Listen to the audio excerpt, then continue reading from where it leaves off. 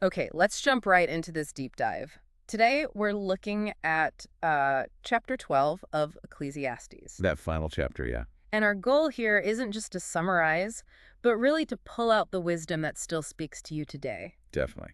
And it kicks off with a pretty strong message, right? Right at the start, yeah.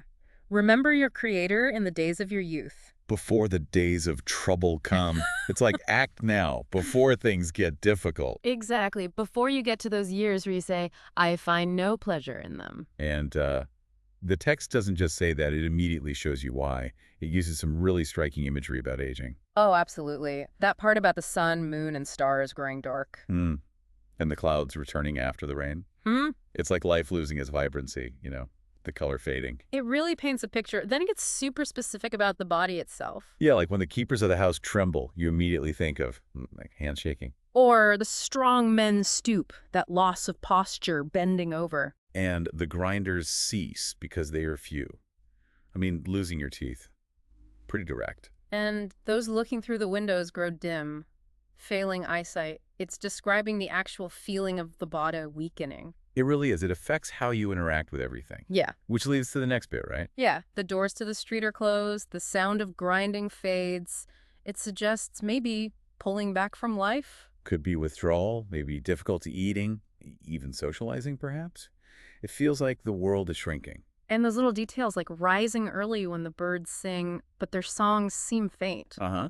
Sleep problems, maybe hearing loss, too. Life's simple sounds fading away. Or being afraid of heights, dangers in the street, that feeling of vulnerability, instability. It's capturing that physical fragility. And you have the almond tree blossom. Right hair, right. Yeah. And the grasshopper drags himself along, just like total loss of energy. That sense of being weighed down. And finally, desire no longer is stirred. Which is profound.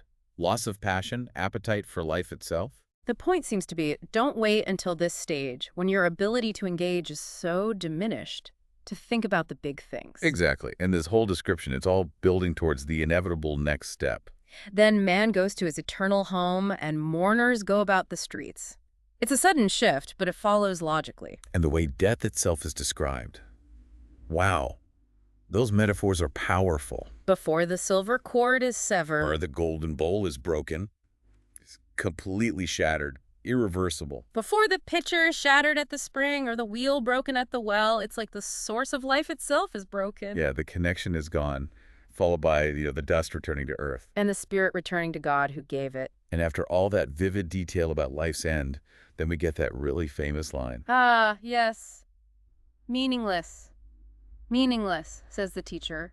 Everything is meaningless. Such a stark statement. No. But crucially, the chapter doesn't just end there. No. It immediately gives context. It reminds us the teacher was wise, someone who thought deeply. Right. Imparted knowledge, pondered and searched out, set in order many proverbs.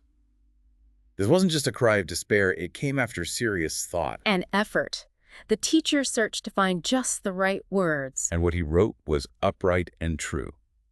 There's an integrity claimed for these words, even the difficult ones. And his words are compared to goats. Prodding you, pushing you to think. Yeah. And also like firmly embedded nails. Meaning they stick with you. Provide some stability. That's how it reads. Insights meant to last, attributed to one shepherd, suggesting a single, perhaps divine source. Then there's that interesting warning that follows. Oh yeah.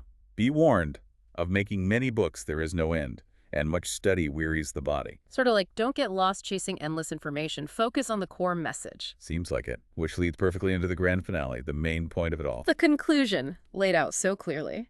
Now all has been heard. Here is the conclusion of the matter. Fear God and keep his commandments, for this is the whole duty of man. The whole duty.